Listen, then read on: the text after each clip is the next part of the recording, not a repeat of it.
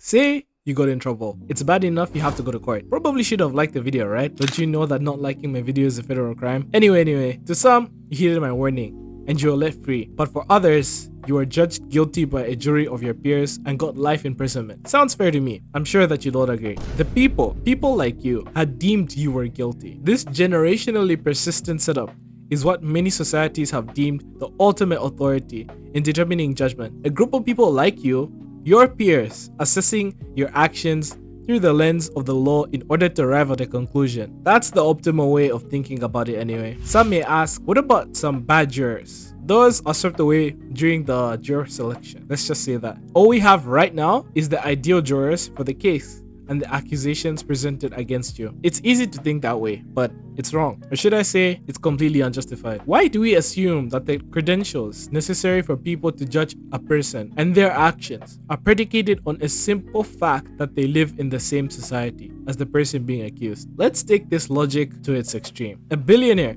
who has never smelled suffering and a poor person who only has known struggle in their lives are supposed to be interchangeably treated as suitable judges in determining someone's fault, in determining their fate. It sounds absurd, absolutely absurd. People who live geographically close by can have mentalities dimensions away from one another. By what measure is this judgment ultimately arrived at as valid when the components have yet to establish the right by which they judge others? Ladies and gentlemen, who judges the judge? Who deems the judge worthy? I'm sure you, being so clever, had already replied with an answer that sort of resolves the situation that I've set up. Jury selection, the practice of eliminating applicants for the position, so to say, by removing people with possible conflicts of interest and that would have them deviate from the expected aptitude. But is that enough? Is it? Have you ever asked yourself why the concept of a non-unanimous vote even exists? If the system in place that selects these judges can allow for the deliberation of drastically different results by the judges they saw fit, to what end can we claim that jury selection is effective? The only conclusion we can arrive at is that the role of jury selection is not to map out the perfect judges, but to eliminate those with obvious flaws. So allow me to ask again, who deems the judges as right, as perfect? Who judges the judges, and where do those standards arrive from? Not to say that a jury that always agrees is perfectly selected, but please permit this mentality for a moment as we carry over into the analysis of this character, Kamui, the one that dared to ask God to hold himself accountable, from Psycho-Pass Season 2. 184 dead, 7 minds with one dominating. A collection of bodies amassed in a single experiment, resulting in the attempt to save the life of a thing, ending in that thing's removal from this world. Was it ascension or was it annihilation? What is a creature like this to do but retaliate? It all starts with bombs. And no, I don't mean the Big Bang. After the events of Season 1, Akane finds herself pursuing a man who committed a chain of terrorist attacks. Surprisingly enough, none of them had any casualties whatsoever. Absolutely none of them. Maybe he's just incompetent. Or maybe this wasn't his goal at all. For those unaware, Psycho-Pass is a series about a futuristic world in which people are able, through a system called Sybil, to identify a person's mental state as a number or figure, and through that number determine a wide variety of things from guilty conscious and a person's potential to be a criminal. In this world, there is no selection of jurors done by a court, just one AI system that has the power to take a person's life should their number, known as their hue, go above 300. They become a latent criminal when it goes above 100, and you really make me happy if this video gets 10 likes, so let's make that happen. Did you see what I did with the number there? Something was strange about this bomb-making man. He was actually a woman! No, that's not what I mean. His hue, the indicator of his deteriorating mental state, remained firmly below 100, so he couldn't be identified as a latent criminal, despite the fact that he did commit those crimes. This goes against the established rules of the world. All you have to know is generally acts or even the intentions of committing a crime or intentions of criminality correlate to a person having a higher and higher hue coefficient. So it would be effectively impossible for someone to have committed these actions while avoiding detection by Japan's lengthy observation network. Collecting the materials and manipulating key infrastructure would not be possible, as those are heavily monitored as well. Unfortunately, ladies and gentlemen, images and video can be tampered with, and the very thing that alerts the authorities that there is something wrong is the very mental condition this man felt to be subject until he suddenly was. Wait, why now? How is his psychopath going up right now? There was a phenomenon where a person could commit crimes while they're psychopaths, the indicator of their mental state did not go up. But that very same phenomenon is what prohibits a person's psychopath from going up above 100 in the first place. That's the function. That's how it works. And what this person was doing was clearly different. It doesn't make any sense, given what we know. And this is going beyond every single thing that we've learned throughout the season 1 and up until this point in season 2. It's unnatural. It has to be something above the system's understanding entirely. They catch the man, and he offers a sort of prayer. He pleads for a man, an angel. Kamui. No, not that one. And not the one from Naruto either. He asks his creature what the color of his hue is before his psychopath shoots up above 300 and is killed as a result. Cornered by law enforcement and caught in the act of killing innocent people. But this shouldn't be possible. Not at all. We know he did the crimes as new evidence is surfacing, but there's just something that's off. More and more strange things occur. A moniker left at various crime scenes. The words WC with a question mark all over the places where impossible situations had occurred. The system, Sybil, seemingly becoming unreliable. The judge from on high is unable to assist the detectives following the case in discerning the truth. My, to understand Kamui, the man pleaded for as though he were a god. We must first understand the judge above all others. The only entity allowed judgment for every single Japanese citizen. Sybil. What is Sybil? And what are you? Huh? Are you a subscriber yet? Hey, you gotta fix that if you aren't. Sybil is a collection of brains, many of which consist of AA, or people whose crime coefficient remains safely below 100, despite in all actuality having a very dangerous criminal mind. Criminally asymptomatic. These people can commit all sorts of atrocities and will still fail to be picked up by the system. Sybil believes that incorporating those types of people into itself allows it to be able to evolve and have better systems for tracking those with unstable mental signals. To the point the criminally asymptomatic people cease to exist? I can't be certain of that. But what its current goal is supposed evolution, which would make you laugh quite a bit when you find out what it does when faced with an opportunity to evolve. So much talk, and yet we are yet to properly introduce the man himself. I use man as human, though many people would take pause in defining him with such a title. It is he that orchestrated these seemingly impossible events. Police officers turning on one another, people with high psychopaths being able to bring them all down to a safe psychopath level. Using a combination of specially made drugs and meditation levels, he can temporarily subdue these people while they maintain the freedom to act cruelly towards others. They became pseudo-asymptomatic criminals. This man, for which many people in the detective agency doubted the mere existence of, could move freely, like a ghost, because of a fundamental flaw in the jury of Japan, for which correction would entail the destruction of society as they knew it. Let's look back at an instance where Sybil acts. Let's ask ourselves, what is actually happening now that we have all the necessary information? A dominator, which is an enforcement gun, linked to Sybil to analyze the crime coefficients of a target, is pointed at a suspect in order to ascertain the crime coefficients. Then, should the efficient be above a certain threshold, either stunning the criminal or killing them would be the following result. But if you're paying attention, doesn't it seem a bit weird? How can you determine whether someone is a criminal based off their mental state? For one, a person's mental state can be influenced by trauma. And if you watch the series, it becomes abundantly clear that the system does not link a person's mental state in relation to a crime being committed, but rather, being mentally unstable itself is treated as its own crime, warranting detention and mandatory therapy almost irrespective of the actions done by the perpetrator. This philosophy fundamentally goes against the idea of guilt. Guilt is made up of two parts, traditionally understood as guilty mind and guilty actions. Removing one element in a way familiar to us has already been accounted for. The person who commits crimes but were not mentally capable of making a logical decision at the time are judged differently. Same as those who do commit crimes but do not display any remorse. But to instill justice to people who are bearing fluctuatable mental states but are in actuality innocent of having committed the action seems rather illogical. It's a fact people's mental states change for various reasons. Does a person exist in a sort of Strongdinger state of guilt then? But that's not the concern Kamui has. That is my own musing. Kamui, he asks a different question. He has accepted the chess game, fully understanding the disadvantage he is in. He lacks some pieces while the opponent has a full set, but he still asks, have you judged yourself? He asks the judge, the jury, the collection of consciousness that makes up the justice system he's under, and he is going to get an answer one way or another. Well, what I said isn't entirely accurate. He knows the answer is no. Otherwise, he would have never done the things he did. He wouldn't have had to suffer the way he had. Think back, 187 dead. That's an alarmingly large number. Where does it come from though?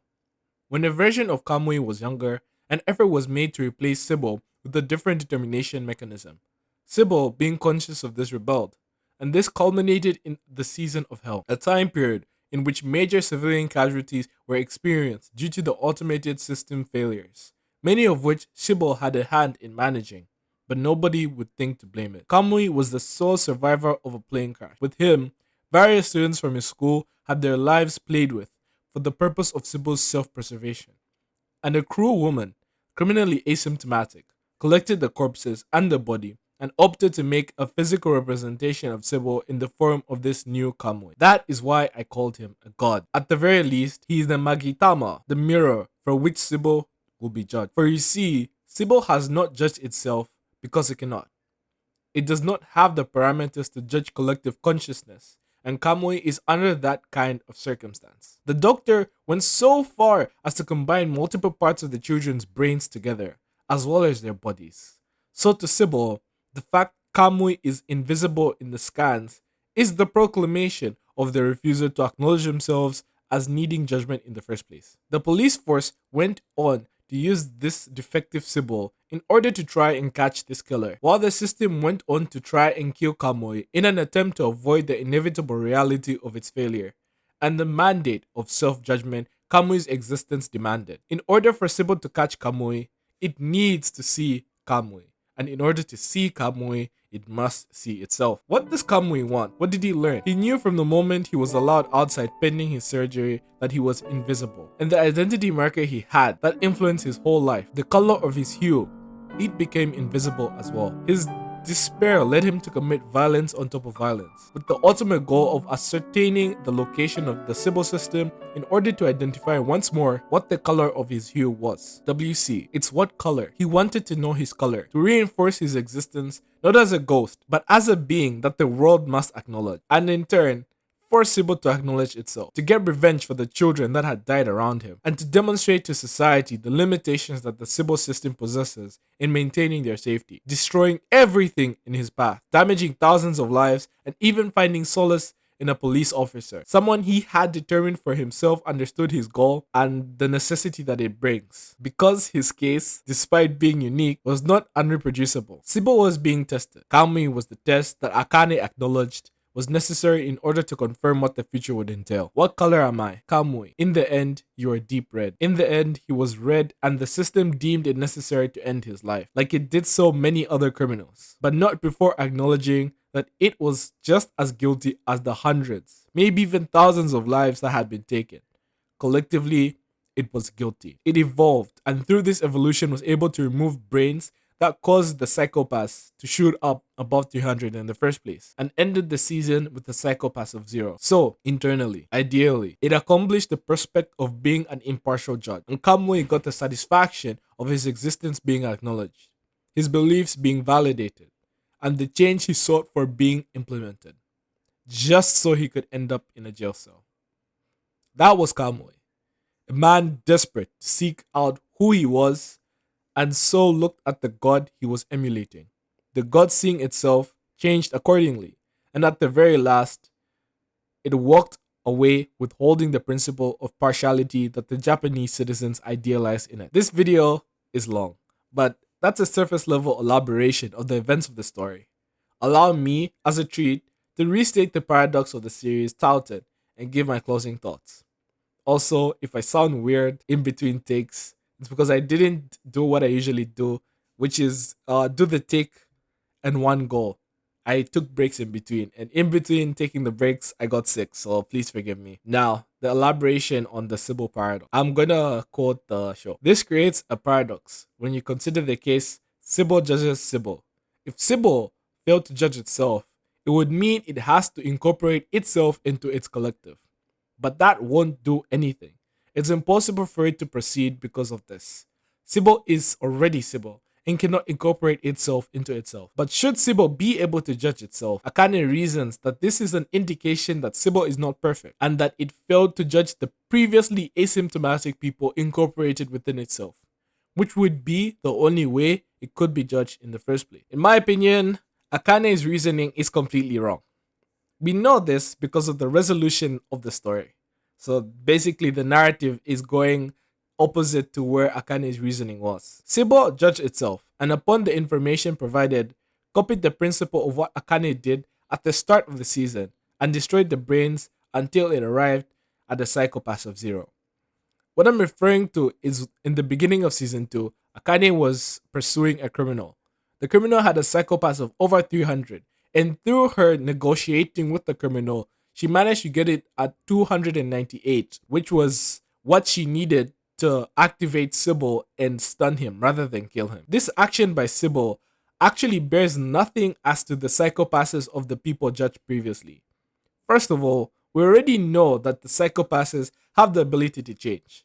So assuming that they wouldn't when incorporated into Sybil is just an unreasonable assertion that Akane is making. Just because someone has the psychopath that is particularly high, or whatever the judging criteria of Sybil was, just because the psychopath ends up being high, doesn't mean that previously it was misjudged, or vice versa. Secondly, the show is playing fast and loose with the definition of what judgment means in this paradox when considering Kamui.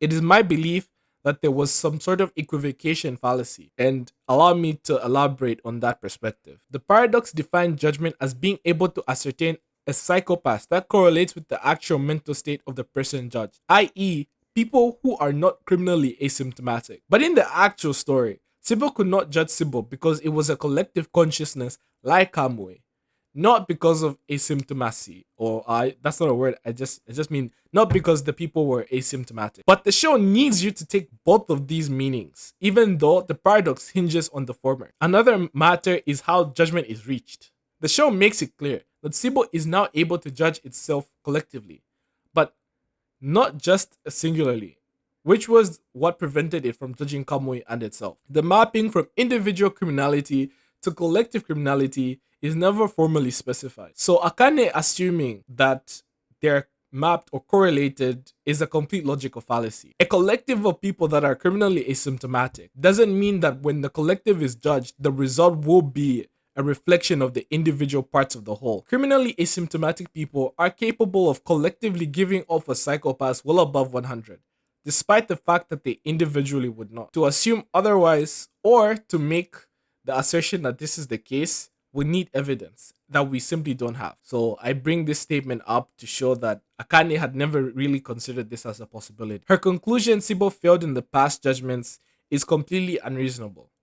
Her argument, or her consequence of the argument, if you guys are familiar with how logical arguments are constructed, it just can't follow. So it's a non sequitur. Logical fallacies aside, I'm pretty sure that I had two more paradoxes. I'm pretty sure I had two more that popped up. Logical fallacies. The conclusion of the story failed to answer the paradox Akane described. This is my gripe. She said she knew the answer, but she got the answer wrong, strictly speaking. Sybil's ability to produce a crime coefficient for itself does not equate to it being able to judge itself. Think back. This is where another equivocation fallacy appears, and it's the most problematic one. Sybil obtaining its psychopaths doesn't mean that it's judged itself the same way that Sybil obtaining the psychopath of the criminally what am I saying? Sybil obtaining its psychopath doesn't mean it judged itself. The same way that Sybil obtaining the psychopaths of the criminally asymptomatic people means that it's made a judgment. Think back to the first premise of the argument that she made. Sybil incorporates criminally asymptomatic people into itself because it's judged its inability to judge them according to the actual mentality that they have. Just because Sybil is able to produce a crime coefficient doesn't mean that it's able to judge itself. The same way that Sybil creating a crime coefficient for the criminally asymptomatic people means that it's judged. Sybil is fundamentally incapable of distinguishing between an innocent, non-guilty person and a criminally asymptomatic guilty person. The contention still remains, which means that having a psychopath at 0 doesn't prove anything. Sybil is still under that paradox. Akane could not come up with an answer for the paradox because the paradox still occurred without a substantive answer in the first place. We can't know the solution, and yet the story treats it as though the actions of the characters had answered it. Feel free to correct me if you'd like. I may even explain this more concisely in the comments, but as far as I can tell, this sullies the entire philosophical undertone of the conclusion of the series. They kind of donked it up. It's based off the knowledge paradox of God, one I don't find particularly appealing to begin with because the way the show frames it doesn't actually get to the substantive form of why the paradox existed in the first place. It only becomes paradoxical if you assume premises that aren't even true in the story. So, if you're not sure what I'm doing right now, I'm basically breaking down why the paradox in the series doesn't make any sense. Even if the tension was self-imposed, i.e., it was only a paradox for Sybil because everyone with a brain cell can already tell that Sybil isn't perfect, Sybil still doesn't get an answer that is epistemologically satisfying. It can't justify any conclusion that it's reached. It has to assume that the method it made to judge itself is perfect, and that produces the same exact result according to the conclusion of the season as if it just arbitrarily made a system in which it can reach 0 and Kamui maintain a psychopath of above 300. I had the pleasure of watching the Psychopass 2015 movie, and in this movie, there were people that had registered a lower psychopath despite the fact that they actually had a higher one. The fact that this movie exists is a testament to the possibility that Sybil had just reworked the system it used to judge others to specifically exclude Sybil from the proper judgment that it had. So even if you say that that can't be the case because Sybil had destroyed the brains, that could have just been for show. The series has already concluded that this is a viable possibility and Akane could have realistically been tricked into accepting a conclusion. It can just do that and no one would know. And that's a darn shame. But honestly, thank you guys so much for hearing me out. I don't even think anyone's gonna, stay long enough to hear this. But if there's anyone there that does, thank you so much. And take care.